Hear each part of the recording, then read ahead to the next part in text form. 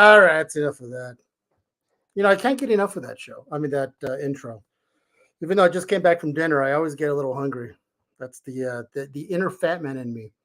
Though my heart's saying you're an idiot, but my brain is saying you're still a fat man. Hey guys, here we go. You know what? Dal is normally the guy who starts the show, but that guy is doing fatherly duties with his son, I think, in batting practice for baseball. So instead, what I do? I reached out, got my other go-to guy. Look at that, James, Comic Uprising. There he I'm is. I'm still bouncing to your music, man. I'm still You should. there. You should. I bounce too, but my boobs get in the way. Jeff, Jeff knows about that. Speaking of Jeff, it's We'll get been kicked off. Jeff and Andrew Hey guys. Capsule. Look at that. All right. We're going to talk about a lot of stuff. We're going to talk about a lot of stuff. But speaking about a lot of stuff, how about this guy? Yeah. Yeah, there you go. Welcome, Kevin. Kevin, Howdy. what rhymes with stuff? Oh, wait a minute. That's right. Oh, this guy knows his stuff. This guy he knows what's going on. Tough. Ah, tough stuff. All right, guys. I'm catching my breath, man. You guys don't know. What up, Brian? Um, we got a lot of stuff to cover tonight. This whole comic capsule thing has. I can't go on IG without seeing that on my feed. Uh, First of all, great marketing. I will give you guys that. Great advertising. You guys are all over the place on that stuff. And there's a lot of people are going, I don't get it. Another thing to put a comic in, but it is pretty cool because we were just talking in the green room. There's a lot of people who don't do what I do with the slabs. Now, all you guys know me. I don't collect moderns, right? If I do, it's a key, and I'm okay with grading that stuff. I like to grade more the silver, bronze. But there's a lot of people out there who like to just keep the very good books in a nice protected case, like that guy who's pointing to himself. So Absolutely. why don't we go with either Jeff, Andrew, one of you guys? Bring us up to date. What's going on with Comic Capsule? How did it come to be? What's going on with it? So, actually, Comic Capsule was born from Comic Cloak, which is a clear, double-sided plastic that I invented like 3 years ago. And then Lawrence contacted me, and he said, "Yo, dude, I love the Comic Cloak, but I have some ideas to make it better." So we collaborated. He has an engineer friend who hopped on board, and we just went over the design for the Comic Cloak and just thought of things to make that better, which then was born the Comic Capsule. And then Jeff has been involved, as a fan and now as an employee of Comic Capsule, and he was super supportive of the cloak and now the capsule. So, yeah, what do you have to say about it? So what was the difference between the cloak and the capsule? So the cloak was actually a clamshell design, so it opened and closed like that, Right. and it had a hole in the back, which some people weren't crazy about because if you get water in there, Yeah. can ruin the comic book. So Lawrence wanted to completely cover the comic book, so nothing could affect it. So I got that, and then we had the hanging feature in the back, and just some, You guys got a patent on it? Like, how was that coming about? That's I've been around inventors quite a bit, and that is not an easy process. Yeah, so I self-patented the Comic Cloak, which is fully USPTO patented. The capsule is now pending. So yeah, we love the design, and apparently people like it too, because we're zooming up on 2,000 orders. Wow. It's been it's been awesome, and not only from customers but from retailers and artists love it as well. So that was the one thing we kind of targeted from the beginning. Let's hit the customer real hard, let's hit retailers real hard, and let's hit artists real hard, and all three of those areas love it. So I would. Yeah. Oh, look at there was Jeff. Jeff's like, forget it. yeah, he's like, I'm out. Jeff's like, this show sucks. This show isn't what I thought it was. Where's the boobs? You can He's blame like, me. no boobs, I'm out of here. So Yeah, no boobs. I'm out of Jeff's like, I'm out. No, I think it looked like he was having some internet issues. Now I will say, because this is actually works out. Kevin being the artist, people people like Kevin, if you were to go to a con and he signs your stuff, you could just take a bunch of empty comic capsules with you in a bag, get that book, drop it in right away into the comic capsule, done. Safe. Boom. Right? Yep. It's safe. You don't have to worry about any kind of bends or any kind of whatever it is. And the cool thing is, and the very cool thing I like about those and those clear backer boards is that you get to see the koa in the back, right? Along with the book. So it's not like the old days where you would put it behind and now it's behind of a big white, a big board and you see the cover. I like the fact that these are fantastic for cons and you just buy a bunch of them and just take them with you. And your stuff is safe. And he doesn't have to worry about, he being Kevin, going, make sure you take care of the book. I'm only signing one. The other thing too is, from a vendor artist standpoint, is like we have a pretty diesel display when we do all these shows. Yeah. And something like that would be really good for us to show our different books with, and for display models and stuff like that. Like we have like a custom spinner rack we have for prints, and we have a custom spinner rack for exclusives and variants and stuff like that. So having something where you can show the back cover too is huge. Yeah. And like our system, we have top loaders kind of built in, but if it's something more durable and like stronger than that, like that's something I would consider, switching into. Yeah, I've had horrible experiences with top loaders, comics falling out and stuff like that. So I even if I didn't have the capsule, I wouldn't use top loaders. So how much is something like this? I mean, I'm sitting here listening. I'm intrigued. Yeah. How much is something like this? And where are we getting this right off the bat? Retails for $9.99. That's And it? Wow. Yeah. And you could get it at www.comiccapsule.com. And are you guys working on a CGC holder? Now this, because I don't think we made that clear. This is mostly for Raws, correct? That's how it's set up? This is only for Raws. And just to clarify, because we get this question a lot, it can hold a modern comic book in a bag and board, and it can also hold a silver with no bag and board. Oh, so this is going to be my next question, Andrew, because it's the talk of the town, my friend. Pulps magazines. Yeah. Are you guys doing those sizes as well? It's on the roster. Oh, look at that, man! See, awesome. I think the times, or going back in time, depending on. Yeah, exactly. Back to the future. Now, because magazines are such a odd size, right? And people either get stuff that's way too big or really tight, then they start freaking out because it's starting to scrunch in the corners. Mm-hmm. To have something with the durability of the comic capsule and yet fit a magazine, and if you stack them high, like that Myfoom.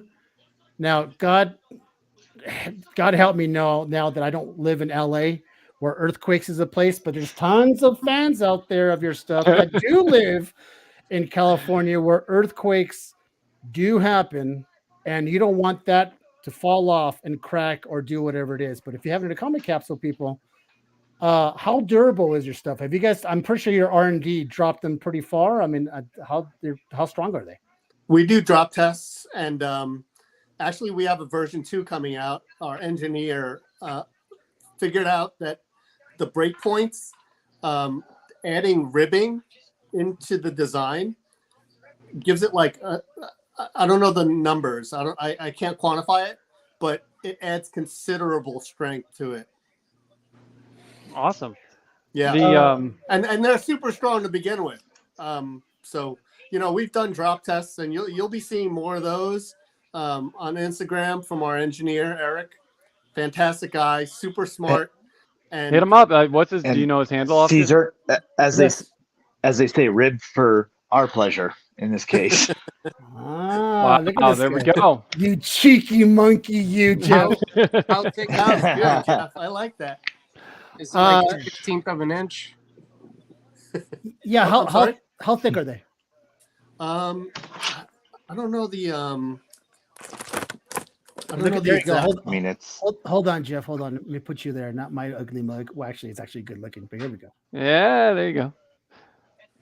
All All right. Let me find a I mean, it's CGC. literally Let's see the top of that, Jeff. Is that it? Is the top? Is that the top, or is that the side of it? Oh, that is the top. Okay. here's the top. So, I mean, literally, I'm just turning around so I can do it, but like it's that easy to open on each side. Just thumb on each side, pops open, snap Man, shut. I was watching one of your Instagram people, Sammy Monster, I think is her name, and she was doing it live, and it looks super easy, guys. This thing is It is. ridiculous.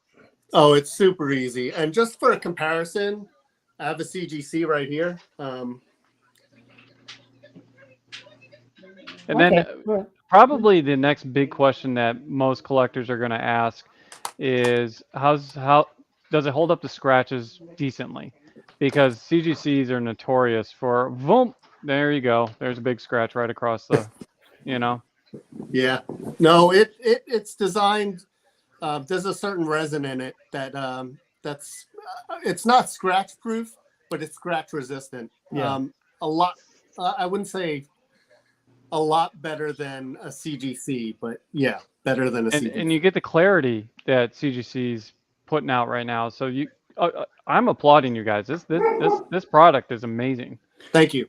well, So I tell you what. It's hard. Let me see. Hold on. Like if you look Oh, at you the guys are- bottom, if you look up guys are making- real close, one of the things that a lot of people don't notice is they even took to the detail, and there's literally a corner in there, so a rounded corner, so your corners don't get blunted putting them in there.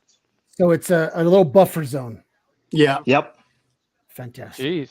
Oh, I got it. Okay. So I was talking to you guys in the green room. So in the 90s, oh no, hold on. I'm sorry. In the early 2000s, when I started collecting again, I had these. Remember these people? Oh yeah. The deli Right? sandwich. The deli Yes. sandwich holders. Okay, Those are right. awesome. Now, for many of you youngins, this is the way I would, if I, back in the day when I just wanted to put something in here, you just kind of pop this open and it comes up and you kind of have to carefully put it in there. Then you kind of have to do this. And the cool thing about these was that you could hang them. Do you guys have like a hanging thing on your Jigma-D, or is it just what do you It's our Chicken ribbon City. So- right there. There it is. Right in the back. Oh, you son of a bitch, I'm in. There's a self-centering. It's a self-centering hole. So basically, you just nail a nail into the wall, and you Nobody hang needs this to right guide it on. in.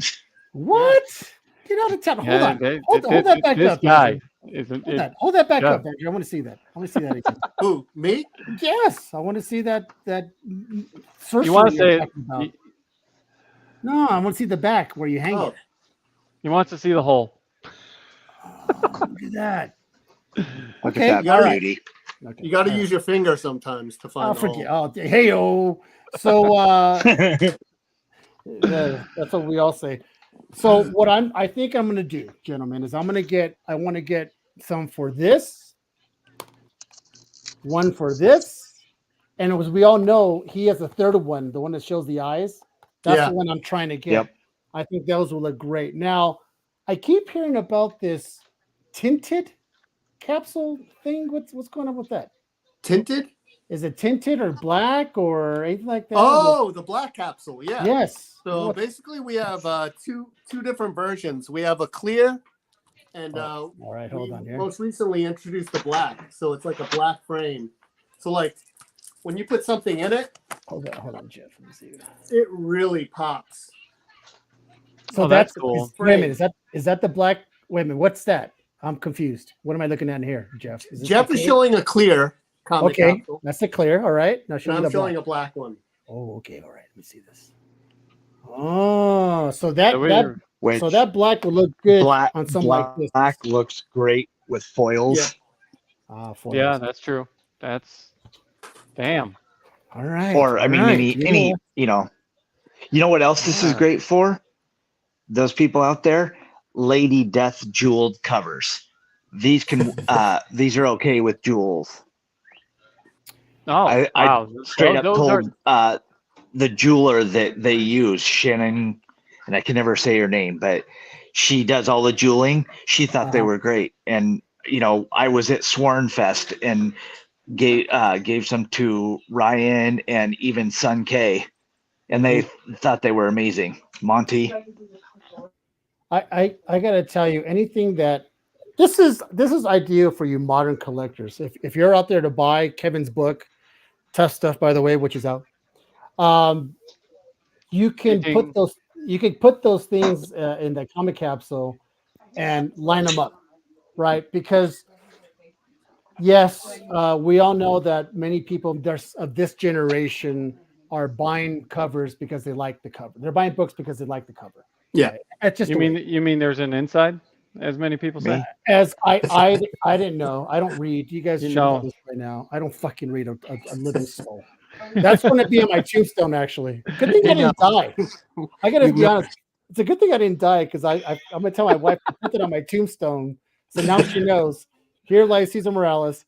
He doesn't fucking read a thing, especially comics. Loving husband. But people collect for the art, and because we have so many badass artists on nowadays. And I'm not no way taking away to the greats, right? There's a reason why I collect these guys because they are the originals for me. The Kirbys and all those guys, they are just who they are.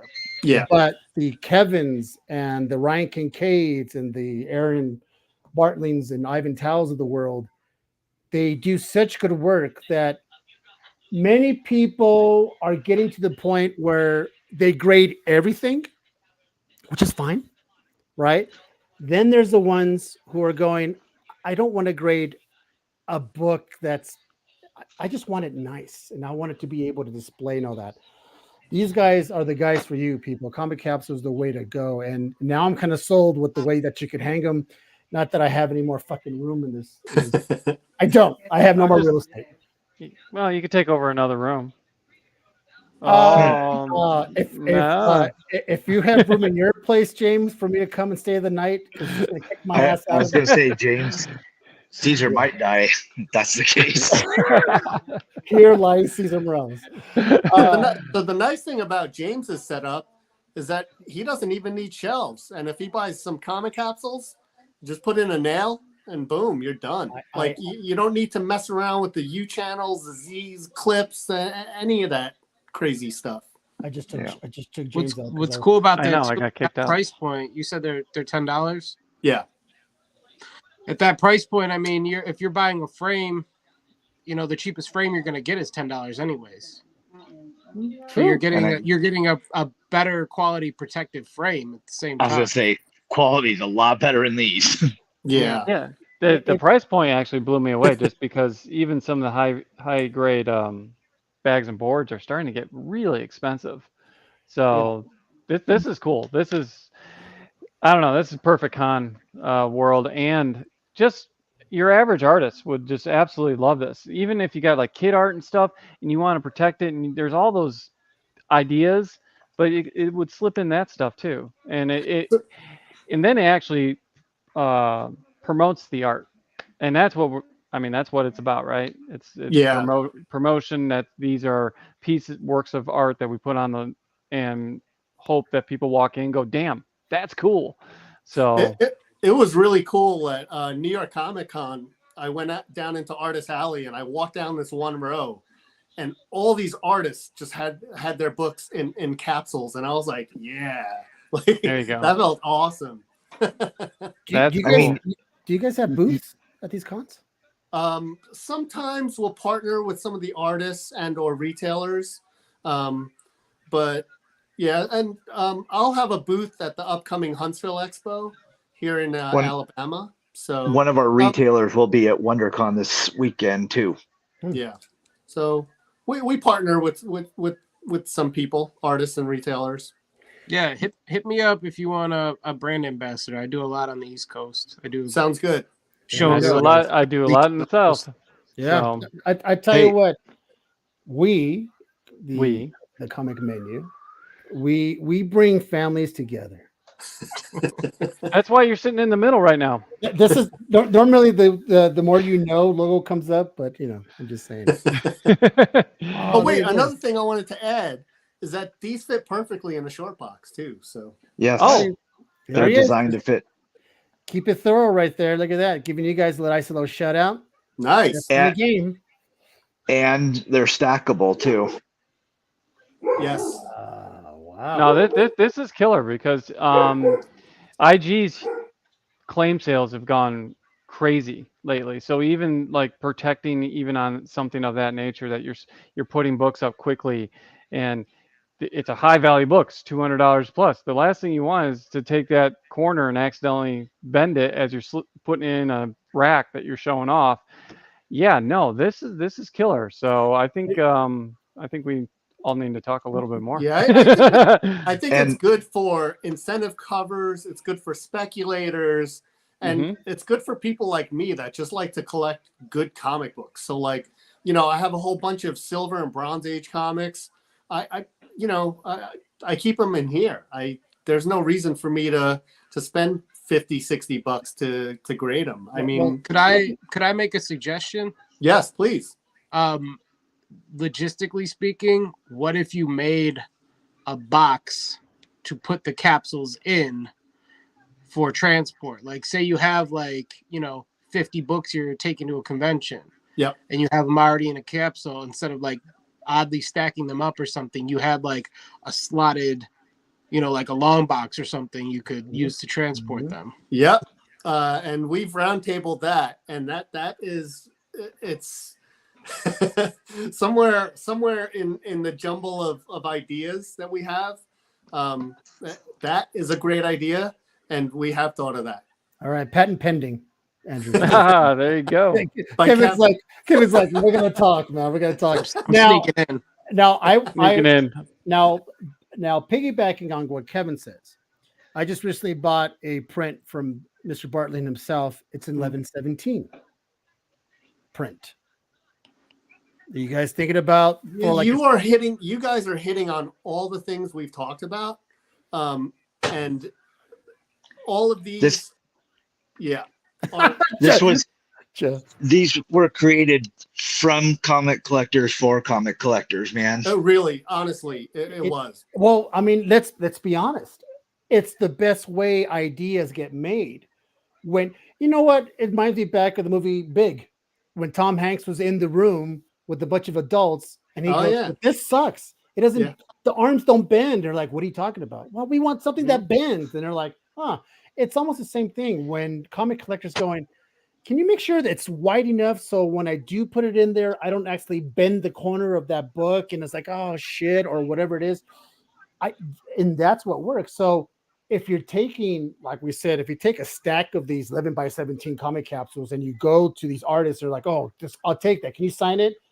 Boop, put it right in there, safe and sound. Put it in the box that Kevin created, and there you go. Right, you're looking around a short box of comic capsules, and thank you, Puppy Hero a week. My God. That's good. Honestly, if there was a way you could do something at like a bulk order or something, I would be interested in grabbing it because there's so many times I'll be selling prints at a convention and people ask me for the top loaders for the prints. Yeah. Or like I said, I have a spinner rack for prints alone, and everything's in a top loader, and people will take the top loader off the rack and think that they're gonna buy that. I'm like, no, that's for display. Like, no, that's for Oh, showing. right. Yeah, exactly. That's so your kids' dirty, sticky fingers aren't destroying, my what's the word I'm looking? Your- Ephemera or whatever, you know. What, do you guys do like price breaks on bulk buying? Yeah, we do actually. So on the website, we actually offer discounts on 10 packs and even more on a 60 pack. So All right. Let me if you guys look in the comments, I'm gonna drop it again because sometimes it gets lost in the translation. And There it is. Kevin, I There it don't know is. if Andrew mentioned it, but we are also looking for independent artists that want to feature their, Kickstarter covers, etc., on our upcoming thing. So just to drop a little there for you. boom. Making Happen Yeah. to hold finish on. a Look at book that. right here. Oh, that's nice. Let me see that book, Kevin. I didn't see Yeah, that. no, we got to jump to this a little bit here. Look at that. Nice. All original pages, Oh, Woo! sweet. pencil and Hey. ink, man. Attaboy, Kevin. Look at this guy.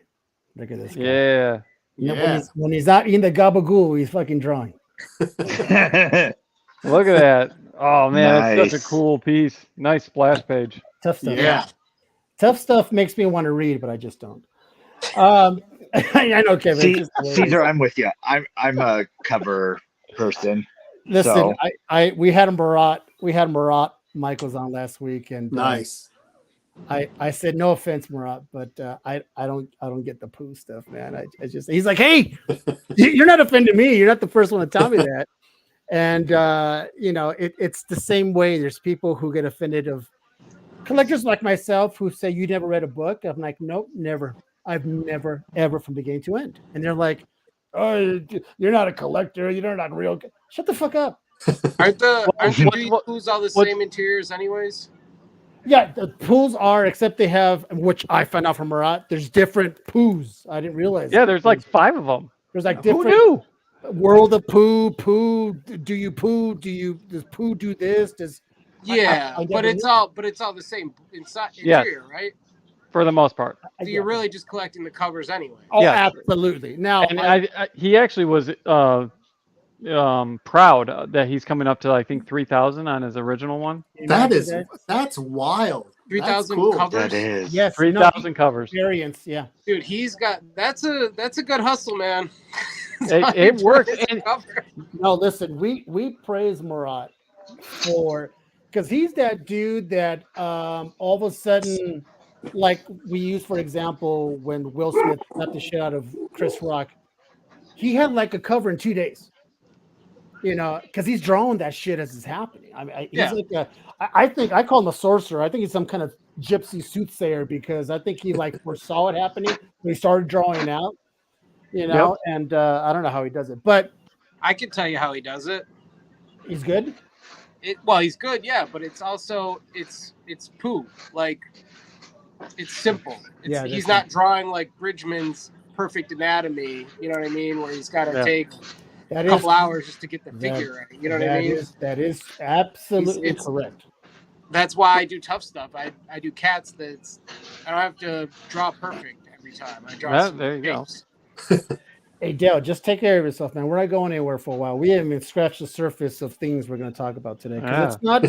It's not always about the this show is for collectors and among other things. So whenever we have a chance now to be able to store the books that we want in something like a comic capsule, we've had other guys on here, Death Over Decaf Comics, the backer board, stuff like that, which is also great.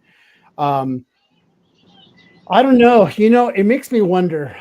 Imagine the shit came out back in the 60s and 70s and people were buying their ASM 2 or number 1 and put it right away in a comic capsule, how many 9.9 ASM number ones will we have?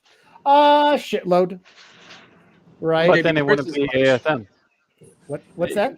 But it wouldn't be what it is today. So Yeah, the history. they probably wouldn't be worth as much, right? Right. So things happen, as we talked about it, Jeff, for a reason. For a reason. So And what's things so cool is that what's happening now is original art and guys like Kevin punching out sketch. So to time capsule that, which is a 1-in-1 a lot of times, that is just fucking cool. Yeah. I mean, seriously. So yeah, to me, most importantly is I really do enjoy reading or just looking through my comic books.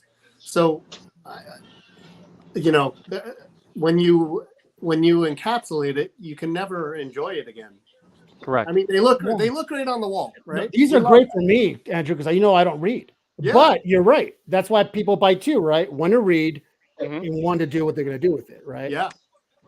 I get it, man. I get it. You don't have to give me the guilt trip, Andrew. No, I mean, I'm not trying to make you feel uh, guilty, man. Well, too late. another Well, philosophy was, hey, what if you right now don't want to grade it, but say, hey, the next Marvel, the next DC, whatever show or movie comes out, and that 5, 10, even say Silver Age, say $20 book suddenly is worth 200. Yeah. You know, at least you're keeping it well until you want to grade it, even. That's a very good point. There are many people who have short boxes of books they're going to grade, but they want to keep in great condition. And even those people get very nervous keeping books in boxes because of humidity, or God forbid you have a burst pipe in your basement or whatever it is, right? To store the book that you're thinking about grading, you might as well keep it in pristine condition in something like the comic capsule, right? It makes fucking perfect sense. And when you're ready to grade, send it off the grade and put another book in its place, and that's the way it goes. Oxidation. Do you guys have worry about oxidations on those things? So since there is, it's not fully sealed. There is air exchange. So, Right. yeah. All right. So do you guys recommend putting? Because I'm pretty sure there's a lot of people who put the bag and board inside the comic capsule. Yeah. Right. Yeah. So it's like a double protection. Yeah. It's like double bagging it. It's like double bagging hail. Well, you're full of it today, Andrew. Okay. yeah. Now, though, to me, it kind of defeats the purpose to put a bag and board in a comic capsule where you're able to see the front and back originally. But if you put the bag and board, then you can't see the back. you can't see the back. It's hey, however we're not gatekeepers here. You can collect and do they're your books. Do the hell you want with them. That's what I'm saying. Like, yeah. There's no right or wrong way. What's up, Kevin? How heavy are they? They are 8 ounces. I know this because I mail them all out. So I was gonna say, so when you're mailing those, I mean, are they mailing by weight? Are you doing media mail? Like, no, we tried doing media mail in the beginning, and one or two got caught up, and it just didn't work.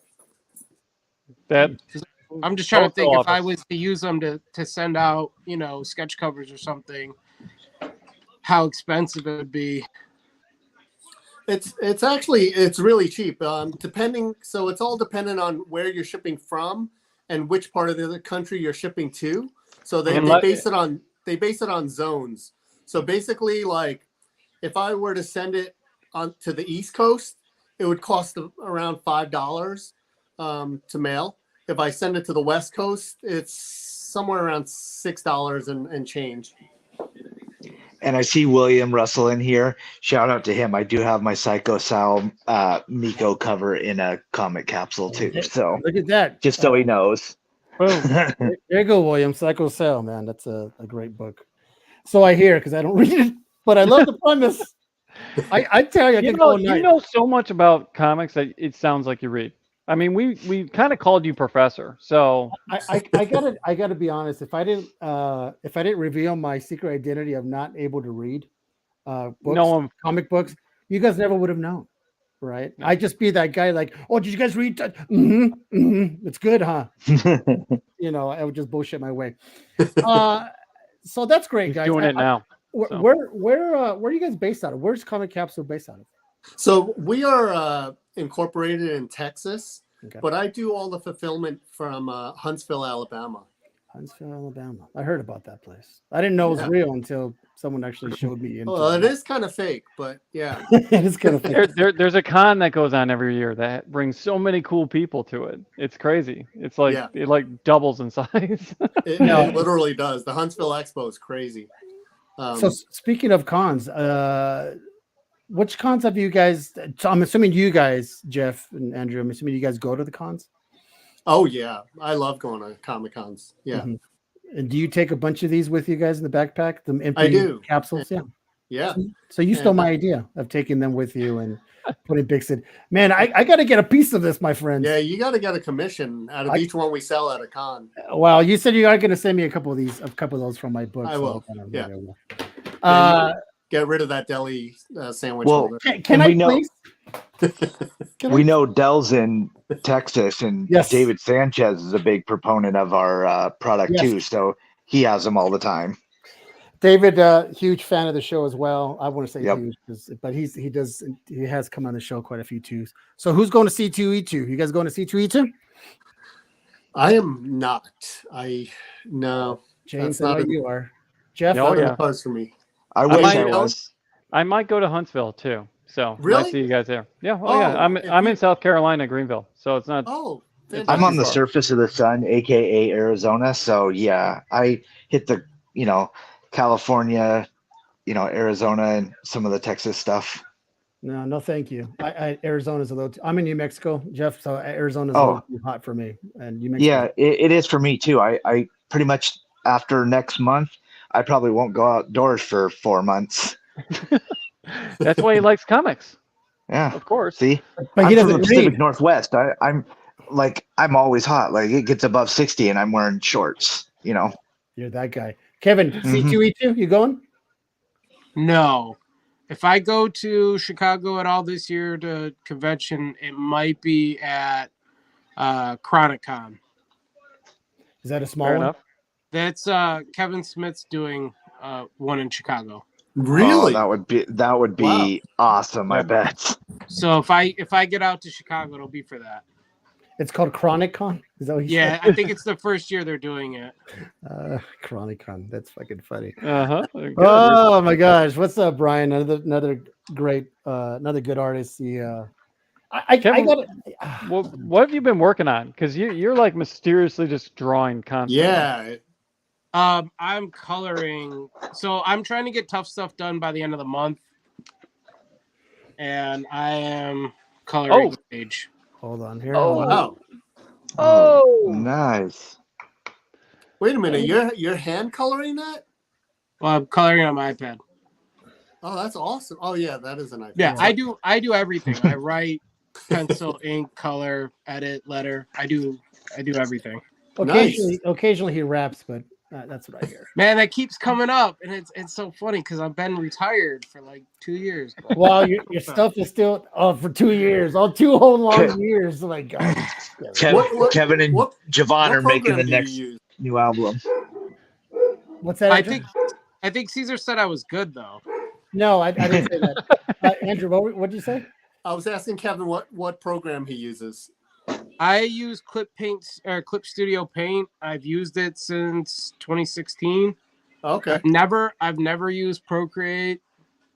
I don't use AI. I don't use 3D assets. I'm so old school. It's annoying, but I'm quick.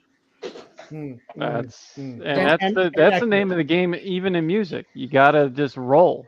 You just gotta be into it constantly. So freestyle. Yep. Yeah, it's Andrew and Jeff. You don't know we're huge proponents of AI, and we've had a whole conversation about AI to death, right? And what we don't want to see is AI in comic capsules.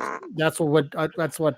Can you guys devise a plan that if you put AI art in your comic capsule, it automatically dissolves it, like some kind of some kind of acid or gas, and it just. Disintegrates it. Hey, I'm giving you, and I was waiting for Andrew to say you're hitting all the right points because it's in. It's in the Man, vision board. It's in the been- vision board. Yeah, it's been on at the table, guys. It's at the it's table. almost as if you've been sitting in on our meetings, man. Oh, Wow, you- that oh is my God. scary. If you ever What see happens something- if you use it and the DMCA shows up and tells you, you got to take a Marvel Legacy comic down that it was used in, or a DC comic? You know what I mean? Because there was a big hoopla about Detective Comics recently. Like someone probably used it, on the inside? and Yeah. if it's Oh, yeah, theft, the then you interior, technically can't copyright it. So, like, do you have to pulp that whole book? Do you have to pulp that run? Hey, didn't someone just recently win one of the Spawn covers? Oh, through Andrew, AI, go or- watch. Yeah, go we'll watch get to episode. topics. Go watch episode whatever what we just did recently. It's like two episodes ago. We went down that We rabbit went hole. down that rabbit hard. hole hard because we had 3 people on the show who submitted for the Sponuary. Yeah, We had Ivan Tao, Aaron Bartling, and Martin Zavala. yeah, And those 3 guys, and their art was outrageous. As a matter of fact, the piece I was telling you that I bought from Aaron was his submission. That's one of the pieces I bought from him. To lose to an AI artist, and then we're still waiting for Todd to do his. I don't know unless he said something. I think he might have said something, or PR said something that we're working on it and all that bullshit. But yes, to answer your question, Andrew, someone did from AI, and it's bullshit. So with that, here's the thing, though. He said he was only going to have 4 winners, right? He ended up having 20 winners. Yeah. So Oh, it's wow. like he fulfilled what he originally stated. Yeah. And then added more. So it's like, even if he did let someone pass with AI, it doesn't matter because he fulfilled his obligation of the original 4 winners, correct? and 5-fold actually. Yeah. So my whole thing is with that is that that whole AI thing outshined the other artists because that was their moment to shine. You know what I mean? Like I know Shane Volk. He does Nottingham. He was one of the winners, and I think I told him congratulations before he even knew, and that guy should have got a lot more credit for it. You know what I mean? All the artists should have got their their flowers, and it was kind of robbed from them. Yeah, that's a hell of a good point. One, actually, we didn't kick around enough when we were talking about it. We were just so stuck on the AI. So that's a hell of a good point, Kevin. Yeah. Thank you. Thank you for Yeah. bringing that up. Well, he's an artist, so he gets it. So Bjorn Barons, he submitted the last time, said he never won. He came in 4th. Well, he's not doing too bad now. It's true, and he's done a lot of Spawn covers since. Yeah. So Are you guys surprised? Too bad Greg Haw was on here. He jumped down my throat. But are you guys surprised that Spawn is still as big as he is in 2024? that Spawn? No, I mean he stands the test of time, and man, Todd is a marketing genius. I think the question is who reads Spawn? Now that's actually a good question because people I think are falling under the I buy Spawn because the cool covers, right? Yeah. You're right. I think Spawn, the inside of Spawn is like do you poo? It's all the same story. It's been like that for the past 10 years. But don't kill me, people. I'm just saying you're right. Who reads? But then again, who's been reading Submariner if that book's still out there? I mean, I don't know. It's I don't get it. Well, I don't know. I know he's about to put out a bunch of more Spawn books, and it's I don't think anyone could tell you what's really happening in Spawn. I read it when it was getting to issue 300, and I was trying to follow along what's going on, and even a competent literate person I had no idea what the fuck was going on. Yeah, I had no idea, man. The closest I got to, and I'll give it hands up, is when Spawn came out with the animated series in HBO, which at that time I thought that animation was badass. I can see myself as a young lad getting into it. But Brian puts up a good point right now. Is Spawn getting new readers? Ooh. And that's a good point. Is Spawn strong enough to get new readers, or is it surviving based on just the following that it has been for all these years? Right? That's Well, this argument can be cross-platform to Marvel in across general. anything, right? What is That's Marvel been around. doing to get new readers? What is DC doing to get new readers? So Marvel and DC just keep rebooting shit. So like, they love pumping out number ones. So to me, like Spawn getting up into the 300s, like that's legit. I mean, whether it's an old fan base or whatever, they're selling enough to warrant making next month's copy. So like, whatever that magic is, Todd is going pretty strong. Hey, Ben. I mean, is it that the monthly sales are that good, or is it that it had all that money to begin with? Because like, look, I mean, Savage Dragon's still being produced, and most shops hardly even carry it. I didn't even know Savage Dragon was still being produced. Oh yeah, he's trying to chase up to Todd. Yeah, he doesn't want to be outdone by Todd. Is it Eric Larson still? Eric Larson. Eric Larson's still drawing it. Still Wow. everything. I had no idea. Yeah. But then again, as time always tells us, whatever is old is new again, right? So the fact that that the idea of a Max movie being produced and being made by that dude, I forgot his name, Channing Tatum, Max. Wow. Yeah. Max? Dude, I'm excited. See, there you go. It's these two jerk offs who make movies like that. We read jerk off. You guys read, I guess. But what I'm saying is that Max, here's the thing, though. It's like you said, Spawn had amazing animated series. So did the Max, and the Max preceded Spawn on MTV. On MTV, the cartoon did, and I mean, dude, Sam Keith is one of the best illustrators of all time. No debate. But the question is, how heavy CGI is going to be Max, right? Because you can't. Well, it's not going to get made. Let's be honest. You don't think? I mean, you'll get the Spawn movie before you get the Max. Well, that's the thing. Spawn's been on the table.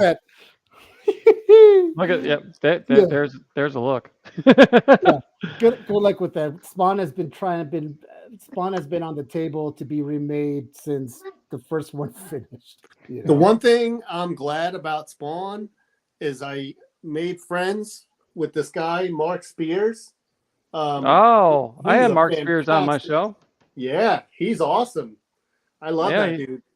He did a couple. He did a hell of a monster kick. He does all the monsters. Kickstarter, yeah. He's got cards and everything. The guys like monsters. Mark Spears is the man. Yeah, he's awesome. If you guys get to check out his art, he's already exploded in some scenes, but like he's gonna really explode in the next year or two.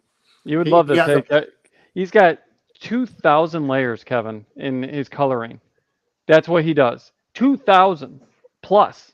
That's insane. So yeah, I know, right? So speaking of Spawn, Brandon, who's in the chat, he's one of the guys who started the SpawnCon in Denver. Oh, nice. So he did that. They did the first annual last year with the nice turnout. Guys like him, right? He wants to get Mark on for SpawnCon. What do we got here? Oh, hold on. That Kevin's over here doing his thing. Oh, there you go. Oh yeah. Give me out. That's awesome. That is the good thing about Spawn, man. As an artist, Spawn always sells. As an artist, Spawn always sells. What else also sells? Sex. Man, who said Andrew? Man, I'm telling you, my friend. Lady Death. You know, it's kind of funny. I was gonna say Spider-Man, but you guys all lost on that. Jesus. Lady Death. Now, Lady Death is one of those characters because I recently sold basically all my long and short raw books, shitload of 90s stuff. As a matter of fact, when Marat was here, I told him I didn't know you drew Battlestone. I had no idea. I didn't know. I didn't have any idea he was that. I'm not gonna say old, but he's been around, right? Because I was looking through my images. I'm like, oh, yeah, Battlestone. I saw Marat in the corner. I'm like, is that the Marat? I think I know Marat. Because how many Marats are there? But Lady Death was huge in the 90s when I had the Between Heaven and Hell. I had the foil thing. It was really cool. Yeah. I had the leather bound, book and all that. And they had Lady Death also had a cartoon. Many people don't realize, but Lady Death had her own animated series. Brian Pulido is one of those guys that keeps reinventing himself, right? And when I think of Spawn, right away I think of Lady Death. I don't know why, maybe because it's the same era, right?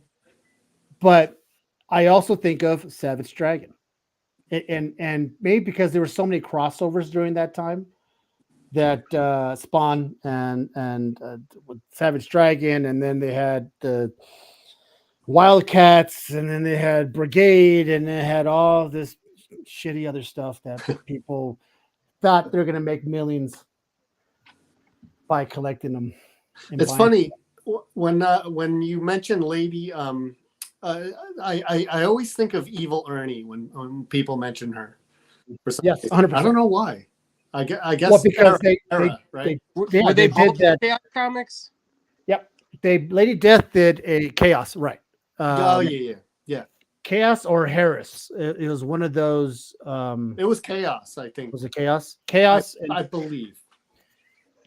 Because they was Coffin Comics before it was Coffin Comics. Yes, 100. Yes. And they were on multiple covers. Evil Ernie and Lady Death. Oh, okay. I think Lady Death might even came out through an Evil Ernie comic. Oh, wow. If I'm correct. Yeah. Wow. I think so. Man, give some shout out to Stephen Hughes. I believe that was his name. He was the Stephen Hughes. Yep. Rest in peace. He was sick. Speaking of rest in pieces, it's a sad day when we talk about these names. We're like, oh, he's not here with us anymore, right? One of James's favorite, Michael Turner, who left us way too young. It makes you wonder, and I had this discussion with my wife all the time. Imagine if Jim Morrison still lived to his 70s, or Jimi Hendrix, or Janis Joplin, all the ones who died at the age of 27. How much more could they have accomplished later in life, right? And that reminds me also of a lot of young artists who just who passed, whether they're sick or other things. So much left in them. But once again, as we go back to, and I always think about Jeff now, is things happen for a reason. And it's one of those things that sometimes legacies are just meant to just end at a certain time. For that period, yeah. For that period. I mean, George Perez is an icon. And that guy fought to the end. And just when he thought he's breaking out, and no, but that's why I like to preserve a lot of this stuff, because for me, it's a museum, and Comic Capsule could also do that for your books, right? You preserve it for your kids to have and their kids to have. And if you want that tough stuff comic to be in that Comic Capsule and pass it on to your kid, and one day Kevin's going to be like, I drew that, did you, Grandpappy? Big liar. It's so funny. Comics have a way of, like, for me, almost like music, right? And photographs. They have a way of bringing me back to, like, a certain time or a certain moment. Like, I could tell you, looking at an X-Men 121, and I just think of, like, John Byrne, like, at the peak of his career, and, like, same thing with music for me, and same thing with, just iconic pop culture stuff. So, yeah, all about it. Agree. It's we live and I always keep telling people on the show that we live in such a great time where we're able to get comic movies and talk shit about them. Oh, dude, yeah. When I was growing up, man, I would have killed for a shitty Fantastic Four movie, or like. And you got it. And multiple What? shitty You Fantastic got Four. multiple shitty Fantastic Four movies. Yes, 100%. Ask and you shall receive, Andrew.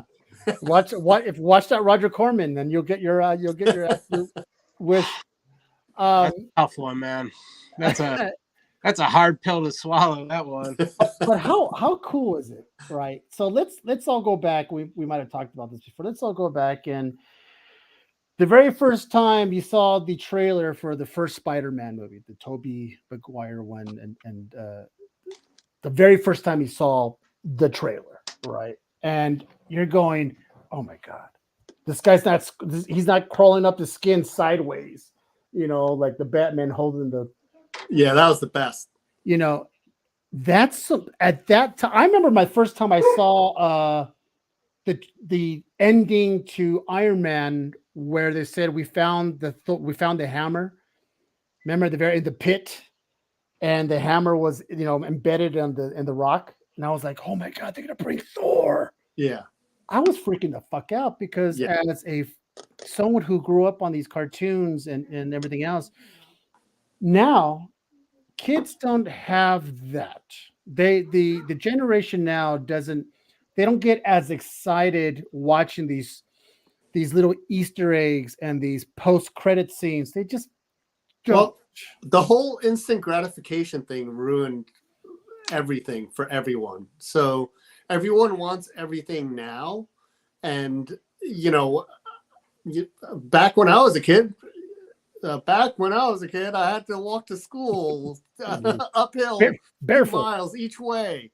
No, but as far back as I can remember, man, like Star Wars was the jam, and that's all we had. And kids nowadays they get what they want instantly, like streaming. Boom, it's right there. So they don't have to wait like we did and get excited about things. So it is. I think the other part of that too is that they're making movies for us, like the people in this chat, right? You want the younger generation to go to the movies, like you got to make movies that they want to see.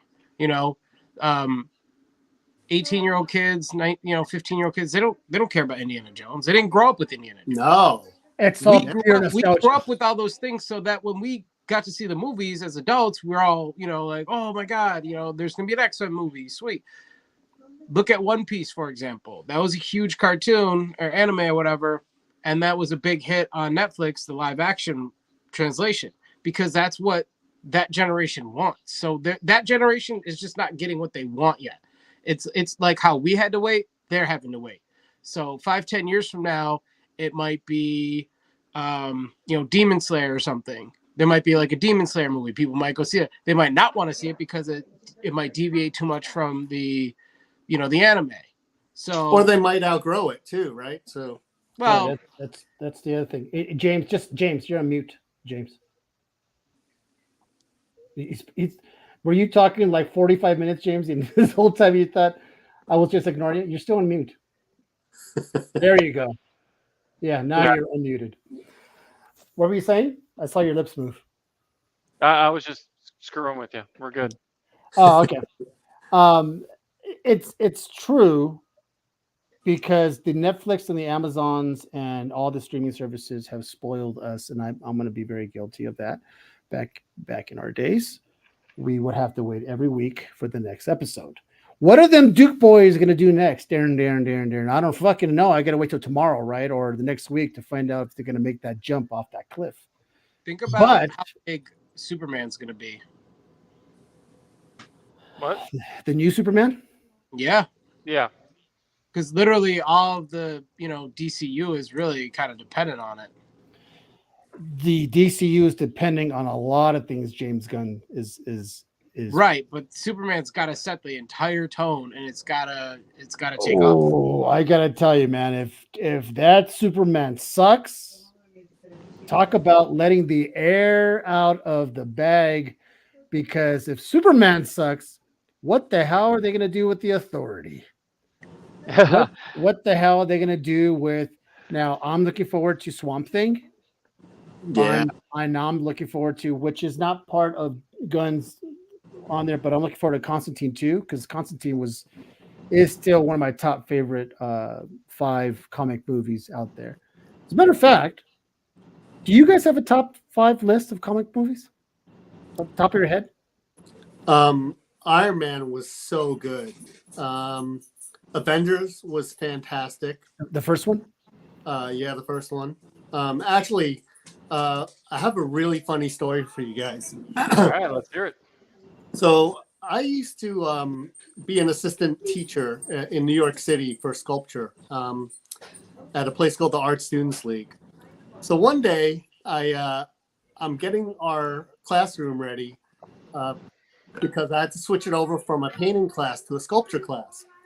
So I'm putting away the easels, and from behind me, I hear, "Oh, excuse me, is this the sculpture class?" I'm like, "Yeah. You're a little bit early, but have a seat." I still didn't turn around, and I'm setting up the table, and I'm like, "So, have you ever sculpted before?" He's like, "No, but I've dabbled in the arts," and I was like, "Oh, cool." I turn around. Guess who it is? It's Bruce Banner, Mark Ruffalo in my class, dude. I was like, Whoa. what the heck? And I'm a huge fanboy. So I'm like trying to play it cool, but I'm like, dude, I have the Hulk in my classroom right now. This is the coolest thing in the world. And it was funny because once word got around that he was in our class, we would get all these people coming into the class. And this is before Endgame came out. This is the best story.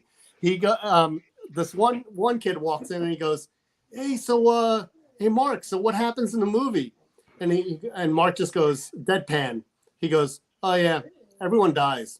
And lo and behold, half the universe died. Well, Mark Ruffalo's known to not keep his mouth shut. No, actually, that's the Spider-Man dude. No, it's Mark Ruffalo. He's is it also Mark? known. Both of them. Oh, Yep, Both of them. I get Tom Holland and Mark. Tom Holland, that's it. Yeah. That's funny. Well, that's it is true. Everyone did kind of die in a sense, right? No spoilers. No spoilers alert, people. If you haven't seen fucking Endgame, you're Where the hell have you been? you should be watching the show. We're born. Yeah. How about the rest of you guys? What are your top 5, top 3 comic movies? So without being completely ridiculed, I'll just say I'm a DC fan. But Okay. that being said, Captain America Winter Soldier, because Winter Soldier is one of my all-time favorite Marvel guys, and Black Panther. So I agree. As a matter of fact, I hear that a lot. People love the Winter. I liked the Winter Soldier. Something about it, just that and Civil War. I think Civil War because they got to fight each other, right? As a kid, you're like, yeah, that's so cool, But it's that whole scene where Samuel L. Jackson is in that car, and he meets him and he just sees him, and stops the whole thing, and he just it was all like, holy, and that whole scene where he's trying to get out of there and that blast in his car, and then you see Winter Soldier, and it's like, holy cow. It's I all right. I have my list, but I'll go. How about you, Kevin and James? What do you guys got? Kevin and Sue. Oh, you're on mute. You're on mute, Kev. Nope, not yet. Say something. No, you're on mute. That's poor dude. All right, while Kevin figures that one out, I will. So Iron Man 1 is a big one for me. That one when he said, "I am Iron Man" at the end, hands down, I knew instantly the universe has changed for me. I was just like, "Oh my god!" And I've said that on the show before. But honestly, I love some of the older school ones like Watchmen and V for Vendetta. And the original Crow is, I know that's dating me, but fuck, I love that movie so much when I was growing up. I just was huge on that. So, I mean, recently it's been hard because it's starting to, but the first Avengers, when I saw my team get together, Yeah. that whole circle The whole circle thing. Yeah. thing, I hook, line, sinker. I'm like, hell yeah, boom. Yeah, So, agreed. you got you, Kevin? Yeah, can you hear me? Okay, there you go. Yep. Yep. All right. Cool. What do you So got? yeah, All right, top 5 superhero Yeah, movies. sure. Yeah. Batman '89. I've seen it the most. damn it, Love forgot it. about that one. I Yeah, can good literally one. quote it word for word from start to finish right now. Okay. All right. Winter Soldier, because I Okay. thought that was just a good movie overall. Mhm. Let's say I love Logan. I thought Logan was great. Yep. I'm gonna say Deadpool, The first one was pretty good, huh? Yeah. and I'll go Watchmen. I I'm pretty. I get kind of booed because I always mention Watchmen as one of my top 5. V for Vendetta, Constantine, Endgame for me is Endgame to me is the epitome of great superhero movies because you have the drama, you have the comedy, you have the action, you definitely have the heart and the tearjerker, right? To do it all together and summarize a trilogy perfectly. Now tell me you guys didn't fucking pop a tall boy when you hear on your left. You know what I mean? Mhm. Oh yeah, when all the Come on, circles. guys. But When yeah, all the circles started coming out, people in the movie theater, you would think they were being just absolutely massacred because it was just crazy. And that feeling that you get, I don't think we are going to get that again. For some reason, I don't think we're gonna. I don't think we're gonna get that jubilation again.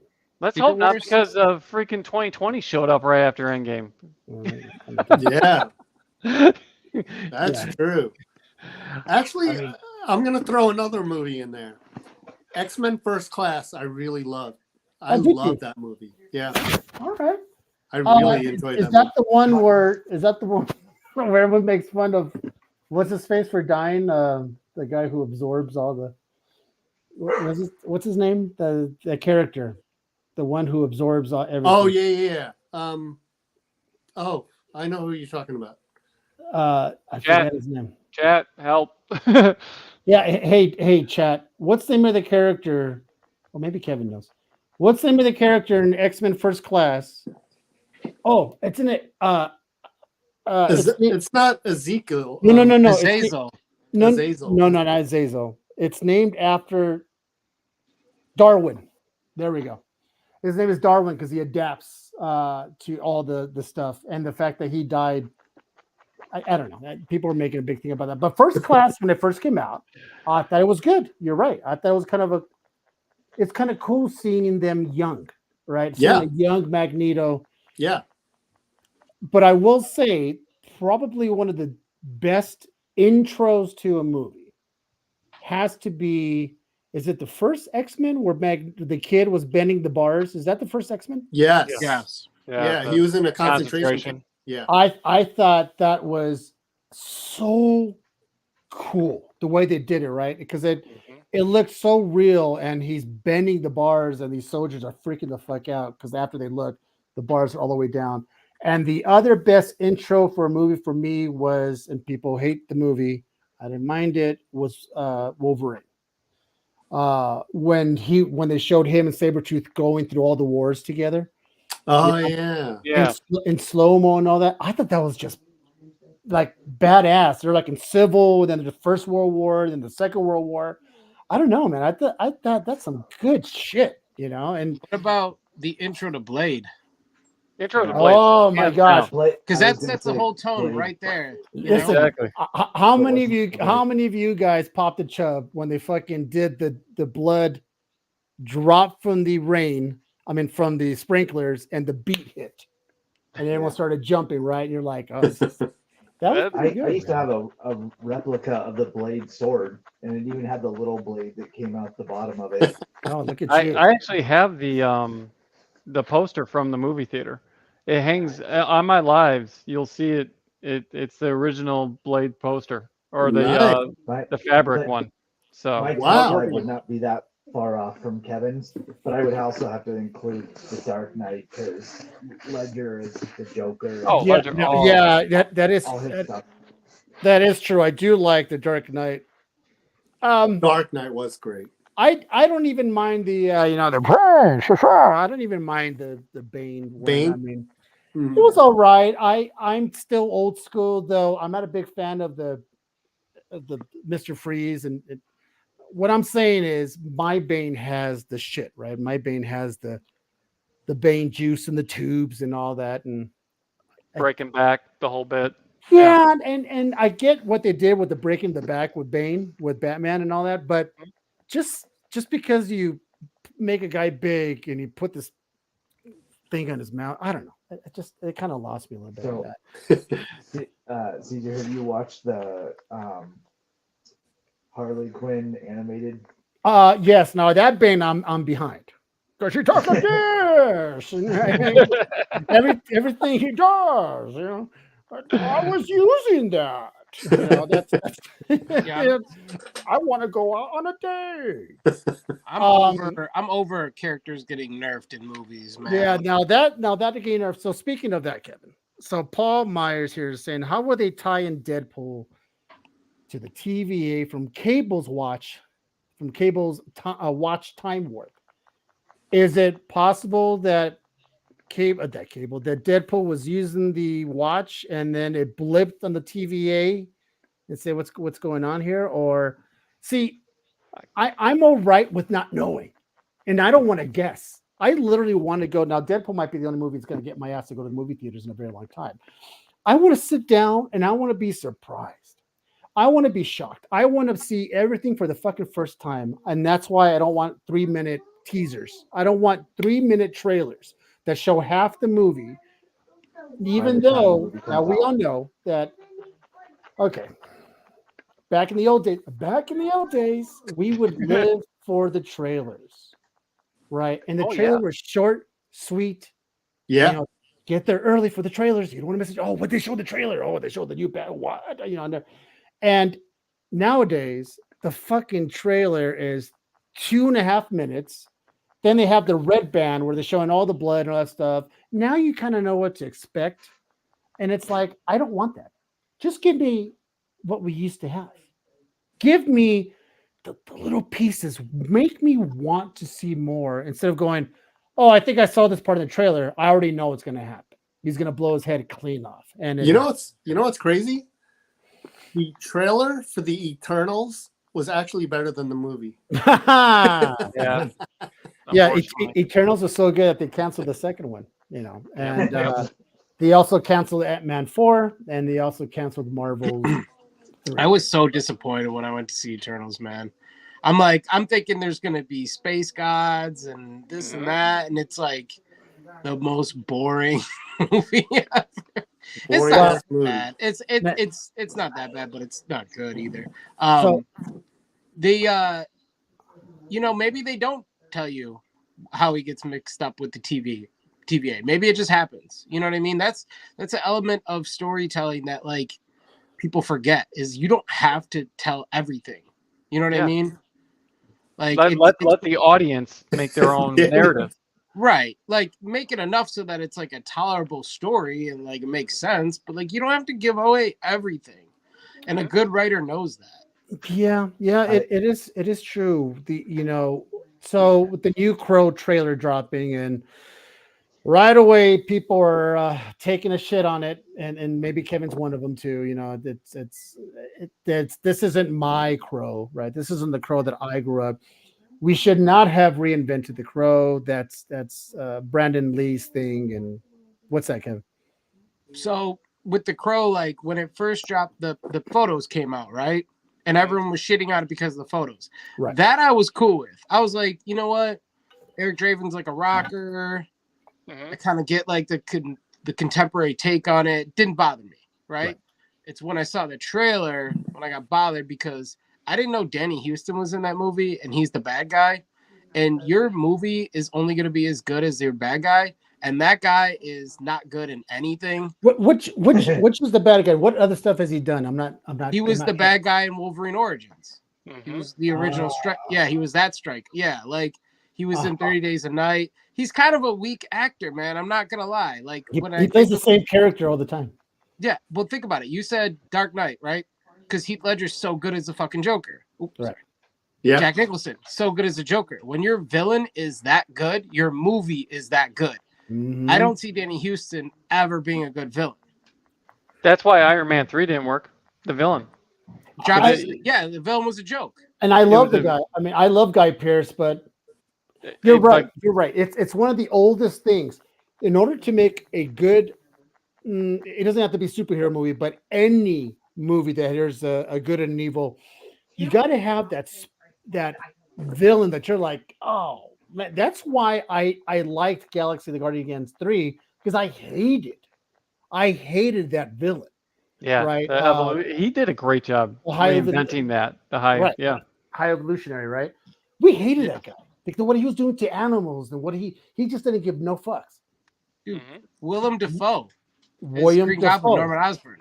We hate that. But there's also weak villains. And you're right. We need to have a strong villain and a strong good guy to make a strong movie. You cannot rely on a strong hero with a weak villain. It doesn't work now. Right. Now, Remember Michael Wincott in the original Crow? I don't know. He was so like evil. You know what I mean? Like he just had a presence. He had a charisma. You know what I mean? Yep. It's true. But then there's just shitty movies. And Loving Thunder, Love and Blunder, or whatever that movie is. Christian Bale is one hell of an actor, and he's the only thing that was decent about that movie. Yeah. And Gore could have been a very strong villain, but sometimes it just doesn't work out, right? That's one of the few cases that the strong villain didn't work out. That's a very because he crushed that. I actually enjoyed that portion. Yeah, that you watched the movie because of portion. And for me, so we were going back. I digress. So we're going back to the DCU, Kevin, and you brought up the whole Superman thing. How many of you guys think that the DCU will be saved? How many of you guys think that now that James Gunn you're part of that train there, Kevin? How about you guys? You said saved? Yeah, I mean, Yeah. I You're looking forward to it. I didn't mind the Zack Snyder. I like the Zack Snyder Justice League. I wasn't a big fan of the other dude's Justice League, but when I watch the Zack Snyder one, but then again, I'm a Zack Snyder fan. I'm a little impartial. The Snyder Cut was great. The Snyder Cut was great, but then again, like I said, I like Sucker Punch. I like 300. I like Watchmen. I like anything Zack Snyder. I'm in. Oh shit! Yeah, Sucker Punch, man. That was now.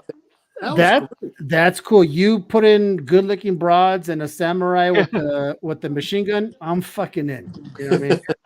Come on, man. You might actually read a comic if that actually happened. No, no. I might have somebody read it to me, but I'm not going to read it. Oh, bedtime stories for Caesar. But what do you guys think? Do you guys think James Gunn's going to come in and swoop in and save the day? I think he will. Yeah. How about you, Jeff? Oh, I think he will. Well, you're also a DC guy too, right? Yeah, but see, I like so many people, as you guys said, shit on so many of those DC movies. There was honestly, outside of what's the Birds of Prey one, that's the only one I've never been able to get through. I can't stand her voice in that. It's like she's trying too hard to make that voice happen. Speaking of Birds and Prey, and speaking of what Kevin said, that villain sucked.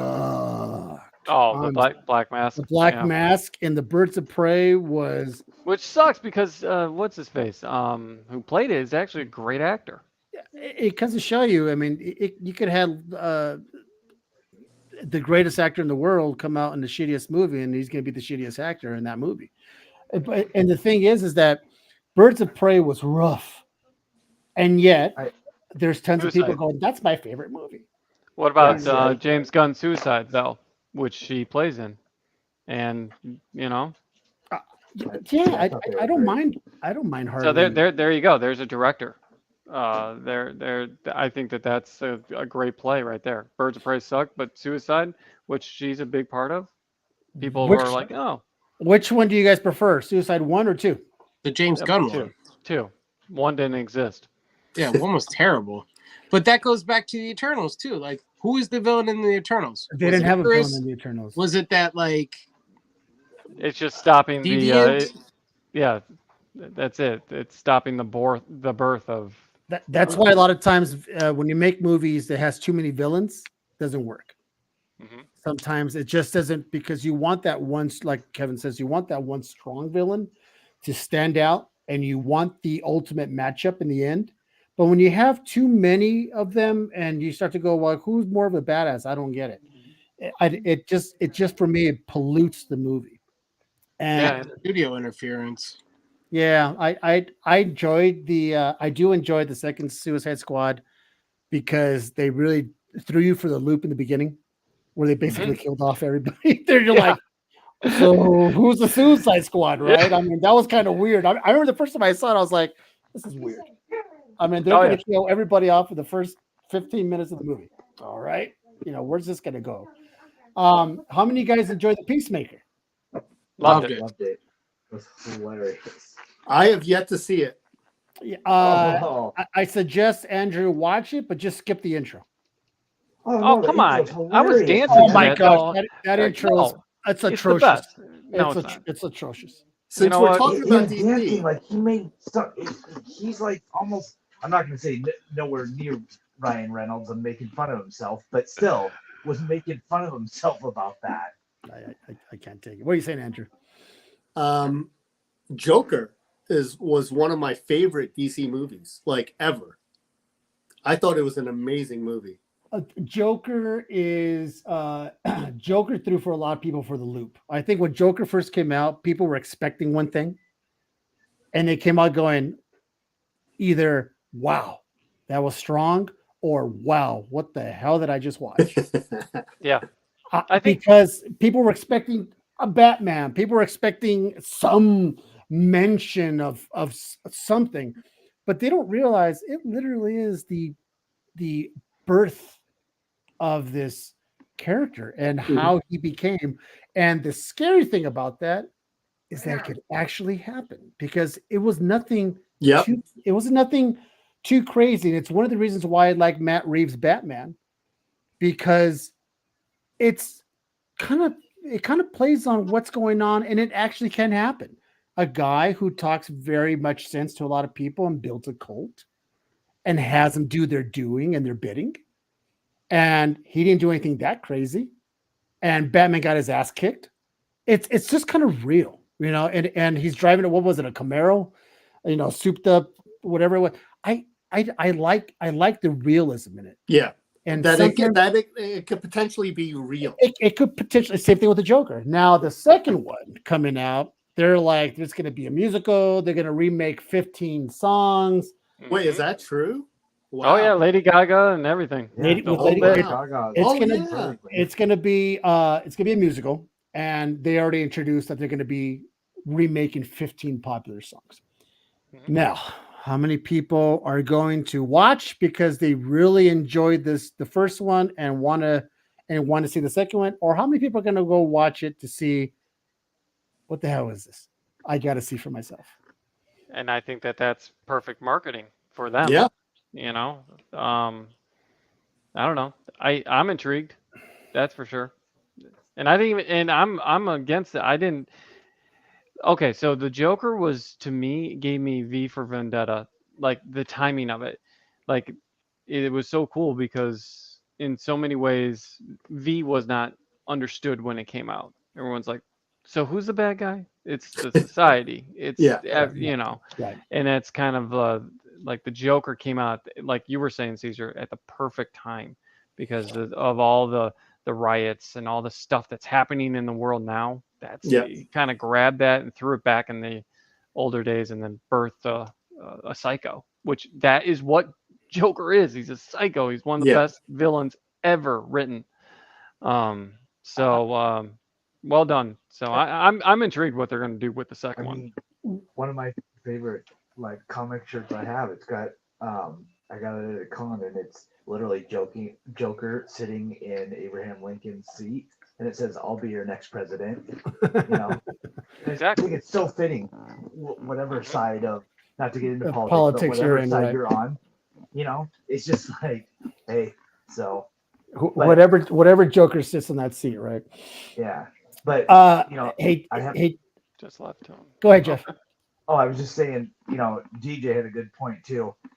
An iteration of Wolverine I want to see is Danny DeVito as well. You know, Yeah, that would be hilarious. Yeah, I saw an AI with Danny DeVito as Wolverine, and it cracked me up. Yeah, Yeah. it's that it's one of those things. Hey, James, if you just left the Tony Rodriguez and the Fleeks, I hope you use the comic capsule to put that thing in there. See it? Boom. See? Yeah, I know what I'm doing, people. that's pretty good. I'm 52 years old. I can kick and make jokes. So you just thinking about the Joker, it's a good actor because we all know that Joaquin Phoenix is, for me, he's one of the top actors in our time now, right? The part, if you guys remember the Joker, when he's in the apartment and the guy came in and he saw him.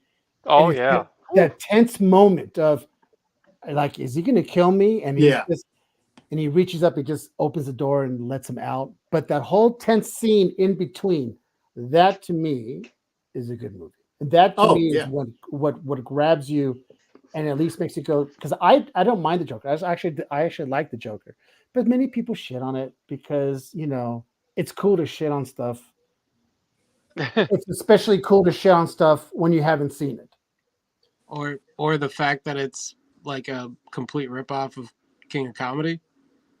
Or it's a complete ripoff of King of Comedy. Oh, There you they go, see. Kevin. Not There's supposed to Kevin. say that live. So Kevin, What are you doing, Kevin? You're not a fan of the Joker movie. No, I like it. Have you watched it more than once? I guess that tells me how much I liked it. No, just once. Okay, then. I guess you answered that question. You know what? I gotta tell you, man, Kevin, you son of a bitch, you kind of got me because you're right. To me, is a good movie is something you just watch over and over and over again. I don't know if I agree with that. Okay. Well, true, because we all have those movies that you can put on the background while you're vacuuming. Yeah, Joker's not one of them. Joker's not one of them. Yeah. Oppenheimer is not one of them, right? It's just certain stuff that you could just keep. For me, Lord of the Rings could play 24/7 in my house. Yep. We'll sit and watch. See, there you go, Jeff. Hold on. Where's the bye Jeff button? Yeah, Here there, we go.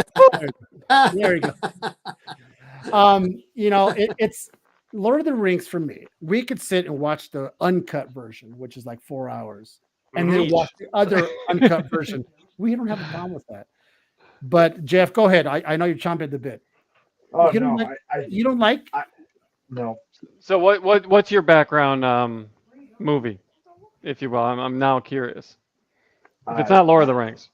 No, I can literally have the Batman movies. Like Okay. I don't know. I just never The Nolan trilogy, yeah, particularly. Yeah. yeah. Well, that's another one. I'll give you that. That one's sick. Well, I don't want to give a what's up, Ish? I don't want to give a kick. I don't want to kick Kevin in the balls, but when I rewatched Batman '89, the first Batman, to me it doesn't hold as much. It doesn't hold up well. Yeah, Where's sorry, the button? Kevin. Where's the button? I am God here, James. I remove people when I want, but I don't know. It's just I get shit for that, and also get shit for Ghostbusters. The very first one, it just doesn't hold as well for me. I don't know. Some movies, Even the beginning when it's running through the Batman and the music's going and it's like really like it's like the old HBO see, stuff. there you go. See, she's already blocking me. I Yeah. don't know what to tell you guys, but I will say this is the thing. Kevin said it earlier in the show. that certain movies are made for certain generations to go back to. People go back and watch Ghostbusters because it brings in that inner child that then watched the very first one. So they go see the afterlife because they're kind of curious in the whole Ghostbusters, and they have the new one that just came out, which is getting mixed reviews from what I'm hearing. Nostalgia sells. Nostalgia sells to the people who have the money, right? Because it goes with comic books and it also goes with toys. All the toys that each one of us could not afford or your parents could not afford when you were young, now you can buy it at 10, 25 times the price it cost when it was your age. Yep. But dag nabbit, do you have it sitting now on your shelf? And Yeah. it fulfills that inner void within you as a child that you never had that. But that douchebag kid down the street had all the toys, right? Everyone had that one friend who had every single toy that you never had. And now you have that ability. So nostalgia is very profitable for people who put it out. And we are the consumers who shell it out. But eventually within that genre of time will go away because we are getting older. And now what's going to be nostalgia for your guys' kids? Pokemon? Well, that's starting to happen That's already. right. So whatever your kids are into now, fast forward 25 years from now. And if they make a movie of whatever it is they're into now, those people are us now. And it's a vicious cycle, goes on and on and on. And And that's what's what makes weird me- though nowadays is what is physically happening. Like what I mean by that is our parents had the cars. Like that died out 20 years ago. My dad was super into Corvettes and all that stuff. And he got old enough to be able to buy them and he bought them and got into it. Now I'm old enough to buy all my memorabilia. I don't even know like I have 4 daughters and I don't know. They don't collect like I They don't used collect. to collect. No. So that's an interesting play on the future. Now, I will tell you that everybody, and I love to say this, that kids still love to draw. So I love that aspect. A lot of people can go online and like start learning how to draw, you know? So it's So here's the question. What happens to comic books in 10 years? Like, Oh, I already have that answer, Andrew. Paper is going to be the way of the dodo, my friend. Kevin. so does it make it more collectible or? Absolutely. I don't think paper will be out, but I don't see comic book stores lasting forever. I think it's going to be a direct to consumer thing until it's pretty much no longer a thing. It's kind of Like sad to DVDs say and that, but CDs. I mean, look at the numbers. I mean, just drastically, the readership is just down all over. And the people that are really into comics are the people that want to make comics. So they're not really buying comics because they're spending all their money making comics and trying to raise funds to make comics. I may be wrong, but I don't, you know what I mean? Like, I can guarantee you a lot of the people that are watching this are people like me that are trying to make and sell comics, not buy and read. I mean, Caesar, you don't read. I don't mean that in a mean way. I'm just saying. I don't read. I'll be the first to tell you I don't fucking read. I know you. You've know been this. very vocal about your stance. You don't buy modern and you don't read. Okay. Yeah. So that's 1 out of 5. James, do you read? Honestly, I buy the art. I'm original. I'm unusual in the sense that I hunt for original art from artists. So I'm a And fine artist almost type thing. do you read? Me? I Yeah. do. A certain percentage of the books. Okay, but you read regular. Okay. Yeah. Jeff, do you read? I'm a hybrid between Caesar and James. I don't really read, but I'm getting more to where I want original art. Okay, so we got 1.5 out of 5 people here. There you go. It's not that's it. self-sustaining. No. Yeah. We've had people on. We Good have poll. guests. We've had guests and many people in the comments friends of ours, friends of the show, who have closed down their LCSs because they just couldn't keep the lights on, man. Oof. I had It one. Yeah, there you go. Really? Oh Yeah, yeah, I that's had why. one in suburb of Chicago's. But yeah, I couldn't sustain the overhead. And Oh wow. and here's the kick. I'm a landlord. So therefore I actually know and understand overhead more than most people, and I couldn't do it. So I applaud everyone that is out there still hustling. That's hard. It's There's a. Go ahead, it's Kev. sad, man, because I like okay, my dream is to do a Turtles cover, right? Mhm. I must have messaged, emailed, whatever, about 30 different retailers. I was gonna put my own money in to back the cover I want to do, and I can't even get a retailer to join in with me Yep. for a number one. Yeah. No, that on the latest one, the reboot thing that you were shooting for. Yeah, Yeah, no. We Caesar and I know a lot of friends on IG that are backing books and stuff, but it's weird because they're even struggling to sell the books now that it's starting to come out.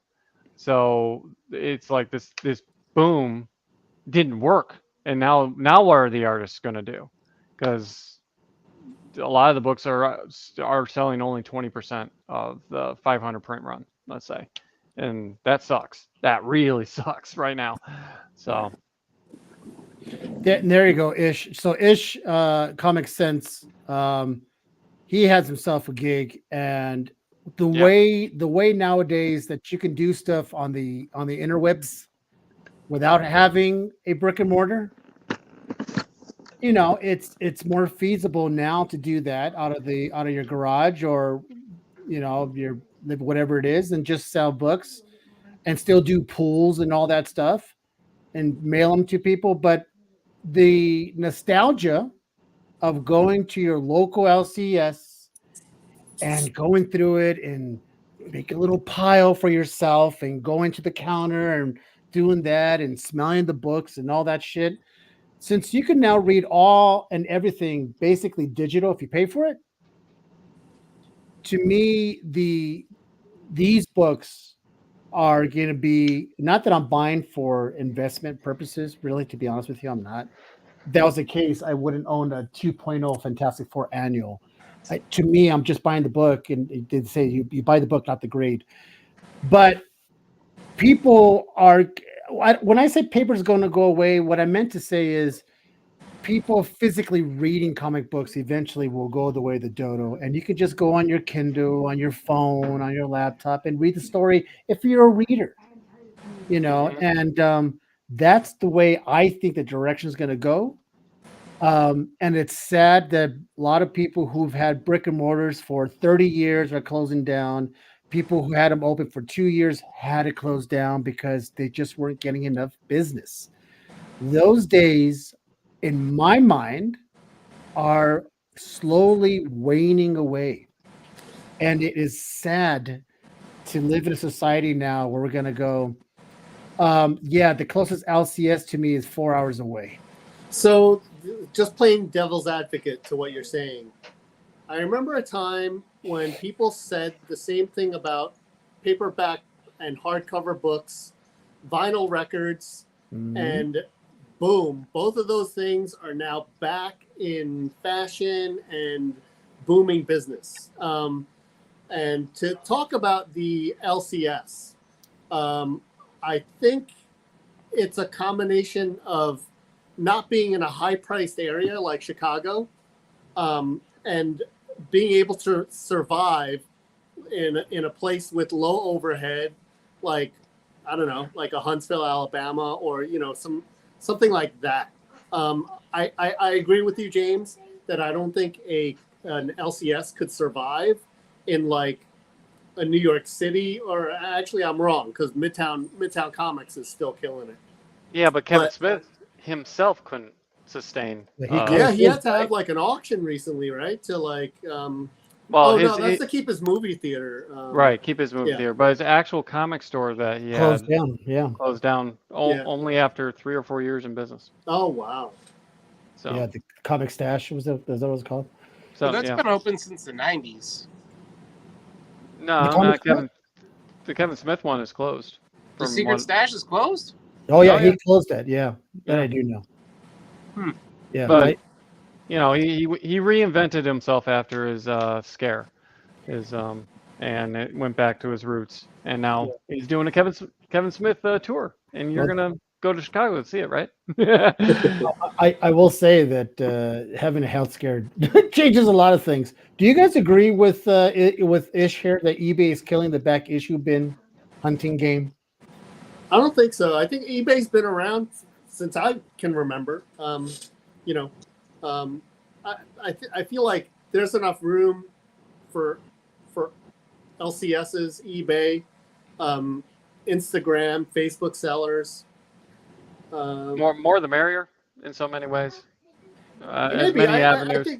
I think the customer base has shrunk though. I think what happened was in the beginning of the pandemic, all these people were stuck at home with extra money, and they were just buying to collect just for the sake of buying and spending money.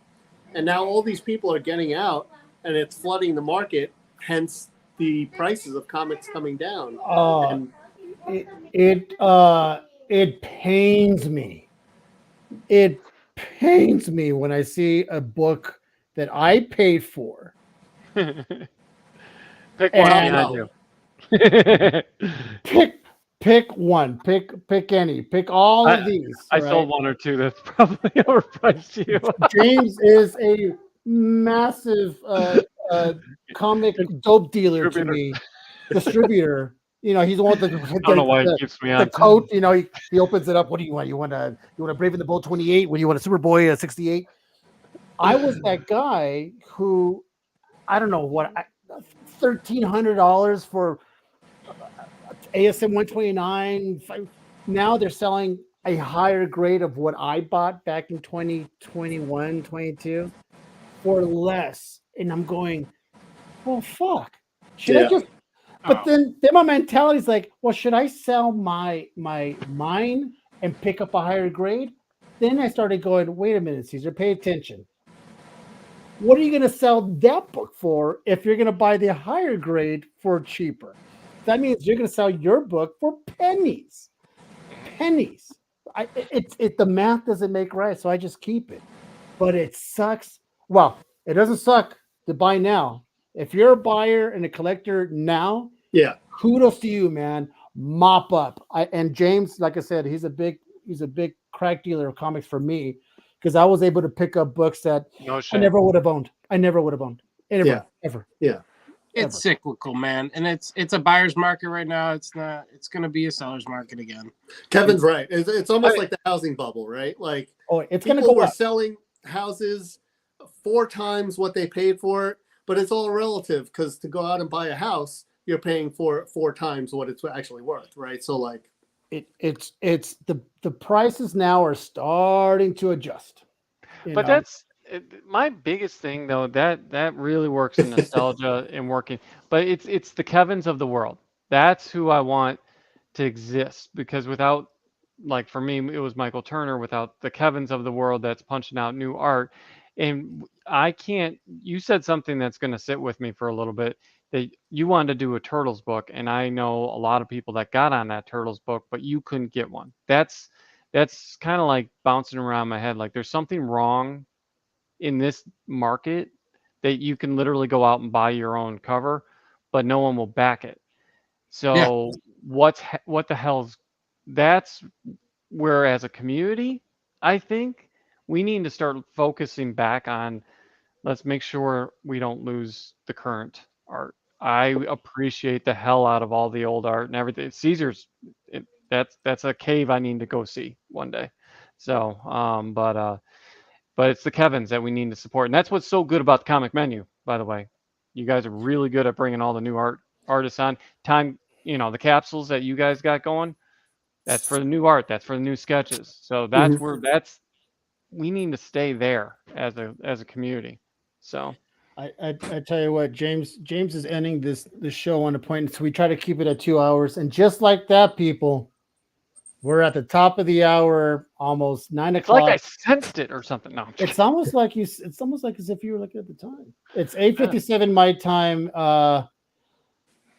Once again, people love coming on this show as guests because they get to be themselves.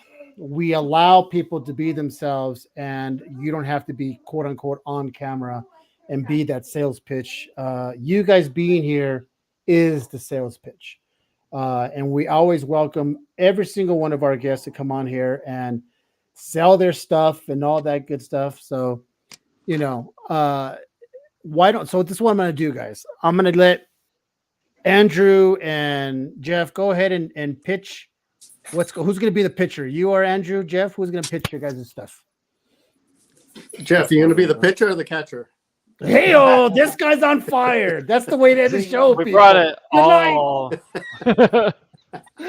Oh, you son of a So, bitch. honestly, Jeff could pitch, but I really have nothing to pitch. I mean, honestly, people just pick it up and they love it. So like, there's nothing to pitch. I mean, Here's the thing. Pitch this one thing. Caesar. Where are you going to be next? I'm going to be next physically at Huntsville Expo. So I'm going to have a bunch of comic capsules and comic cloaks with me and some decent comic books. So James, I hope you come through to that. It's going to be great. James O'Barr is going to be there. I am so stoked. I Wow. wasn't Yeah. so far away. I'd go. And Mark Spears is going. So I'm really looking forward to that show. Jeff, If what were you anybody gonna- watching's going to WonderCon, we'll have representation there.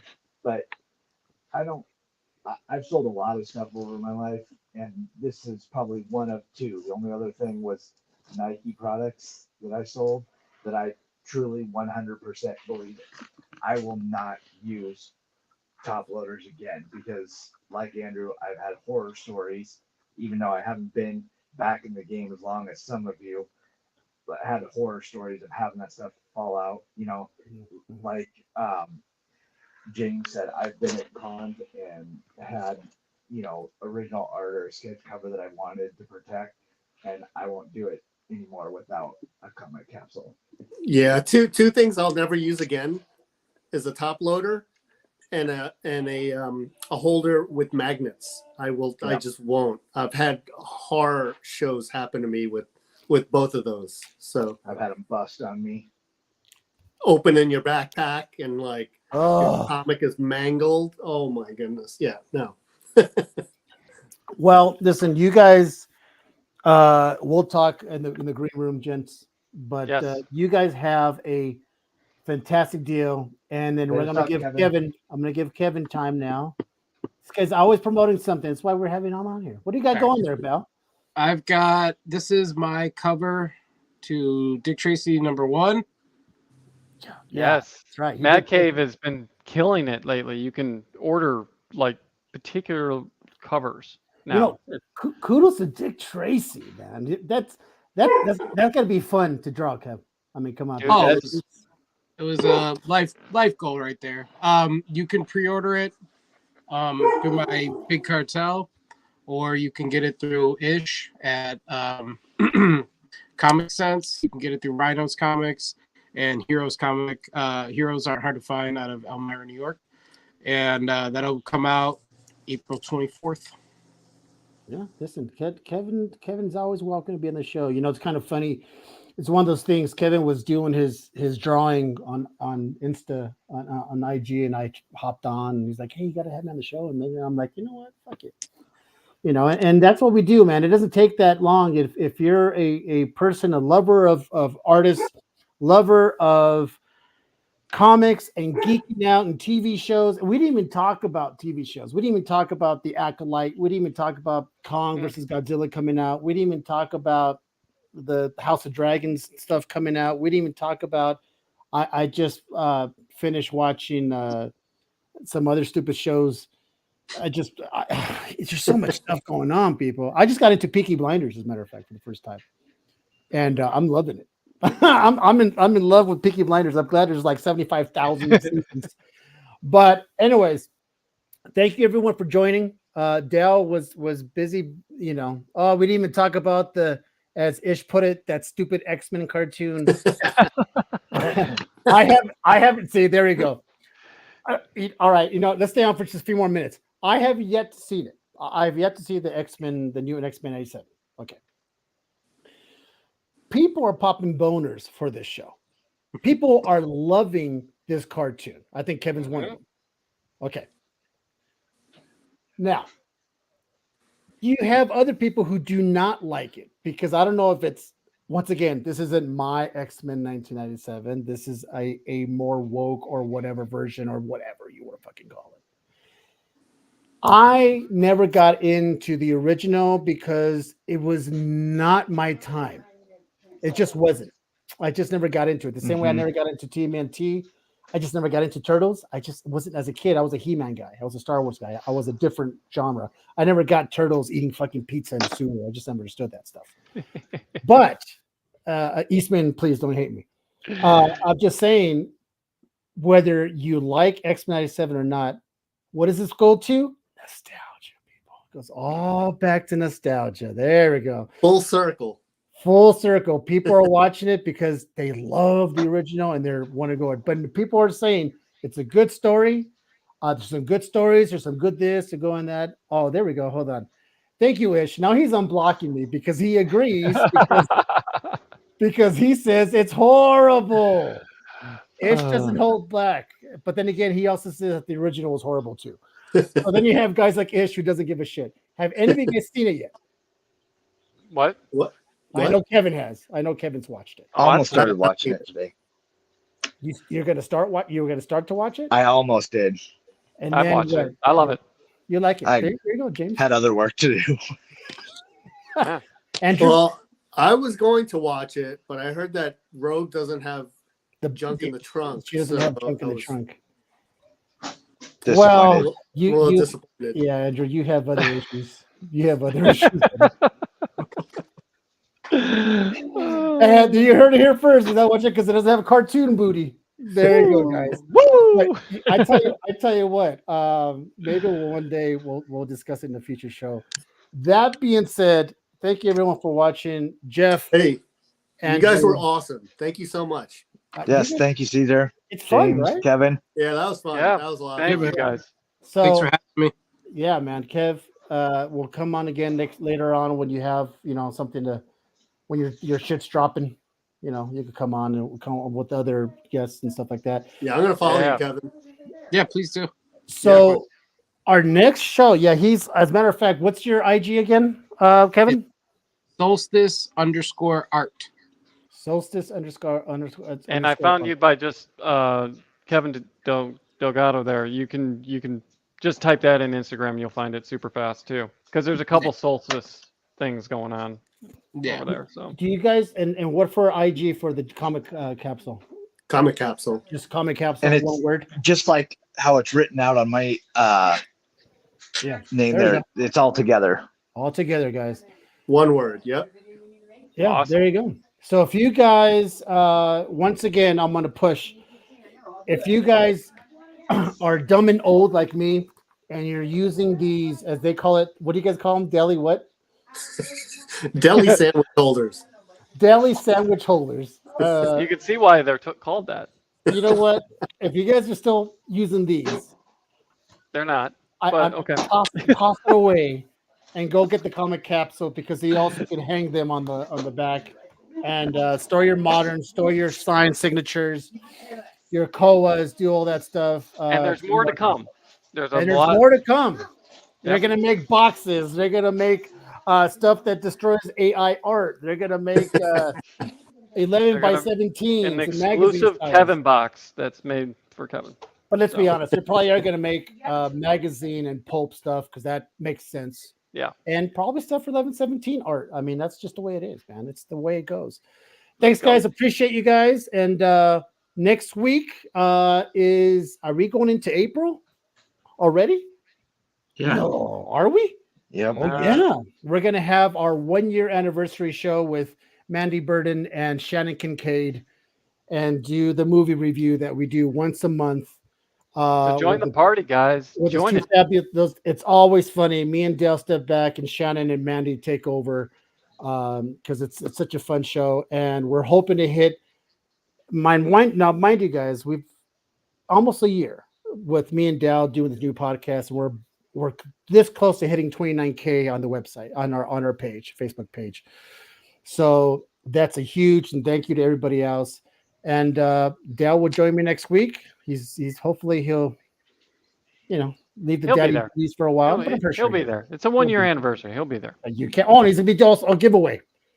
Giveaways are happening, people, because that's what happens. That's what brings people in. Thanks, Guy. Appreciate you guys, and we'll see you next week. Thank you all. All righty. Tons of fun. Thank you.